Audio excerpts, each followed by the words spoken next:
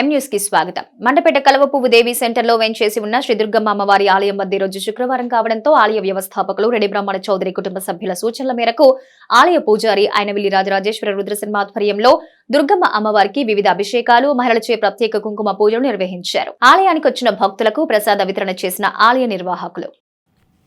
మండపేట కలవపువ్వు దేవి సెంటర్లో వేంచేసి ఉన్న శ్రీ దుర్గమ్మ ఆలయానికి శుక్రవారం కావడంతో భక్తులు వేకువజాము నుంచి అధిక సంఖ్యలో తరలివచ్చి అమ్మవారిని దర్శించుకున్నారు. ఆలయ వ్యవస్థాపకులు రెడ్డి బ్రహ్మణ చౌదరి కుటుంబ సభ్యుల సూచనల మేరకు ఆలయ పూజారి అయినవిల్లి రాజరాజేశ్వర రుద్రశర్మ సమక్షంలో అమ్మవారికి వేకువజాముని అభిషేకాలు నిర్వహించారు. అనంతరం మహిళలచే ప్రత్యేక కుంకుమ పూజలు నిర్వహించారు. ఆలయానికి వచ్చిన భక్తులకు ప్రసాదం వితరణ చేశారు ఆలయ నిర్వాహకులు.